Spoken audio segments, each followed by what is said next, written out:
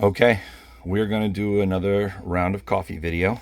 This is a Brazil unroasted green that we're going to use. This is the brand of coffee I use. This is the company I use because they go and look for small farms and everything is hand picked. So I will be putting the green coffee beans into our roaster down here, and we will be working on a medium roast.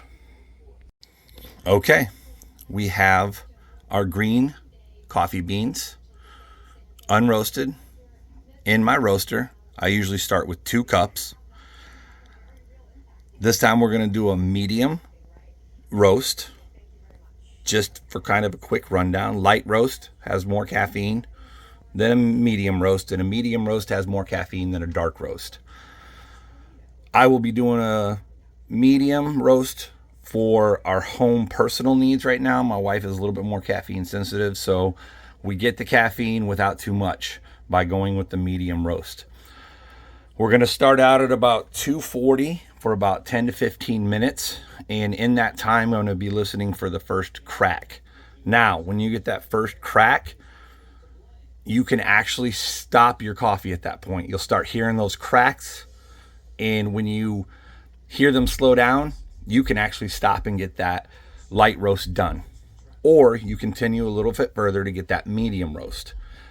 To get that second crack, you're looking for a dark roast to an espresso roast. So today we're just going to be doing the 1 crack. We're going to listen a little bit, and then I'm going to go a little beyond that to get our medium roast. As it gets closer to that, I will be making videos so we can get a good look at that. We have started our roast. I forgot to mention that I had preheated it. It's just like an oven. You kind of want to preheat your roaster or your oven for baked goods or cooking, for whatever that may be. So I'm going to be putting the lid on here, and we will be listening to that first crack. It usually will take a little bit to get there, so it's a game of being patient. Okay, as you can see, we have a nice color on our coffee beans. They're still a little light, but we're past our first crack. Right now, I have shut off the heat and set a timer for 30 minutes to let them continue to rotate and cool. Now what that will do is, since there's that transient heat still in there, it will allow those beans to cook a little bit more, and it will actually get almost to the perfect bean I'm looking for in the medium roast. Also, before I forget, what you're seeing on those edges and some different parts here is the husk of the bean. As it heats and expands and cracks, it will get that husk off of it. I will go through a 2-step process to remove any husks left before I grind the beans. Now, with the medium roast, I'm going to let them rest 2 to 3 days before I grind them, so some of those oils can come back into the bean itself. Okay, our 30-minute timer is done. We have reached the roast that I was looking for, a nice medium roast.